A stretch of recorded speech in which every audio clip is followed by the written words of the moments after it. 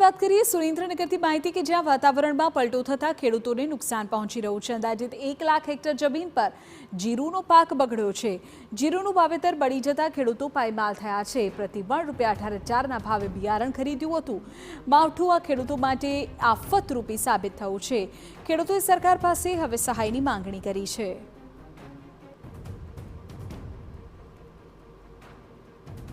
तो आमा अत्यारे वादळा थया एमां अमारे केटलुं नुकसान थई गयुं छे। आमां अमे केटली मेहनत करी, केटली दवा छांटी छे, कई बाकी राख्युं नथी। तो आमां अमारुं कई वळतर छे नहीं। तो अमे मजूरिया माणस छीए, अमे दिन रात मजूर करवी छीए मजूरी।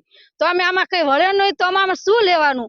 अमारी सरकारने विनंती छे एटली कहेवानी के आमां अमने कंईक मळवुं तो जोईए ने। कई भाव नथी तमे कई देता। जीरु आवे त्यारे भाव उतारी मेको छो, कपासनो कईनो भाव नथी देता। तो अमे केटली आमां मेहनत करवी छीए, मेहनत करी करीने रात दी अमे मेहनत मजूरी करवी छीए। एमां 18,000 નું મણ લાવેલ છે અમે। એમાં વાદળાના કારણે આ સુકારો આવી ગયો છે। 12 વીઘાનું જીરું છે અમારે। 12 વીઘામાં અત્યારે 5 થી 10% જીરું છે, બાકીનું બધું બળી ગયું છે।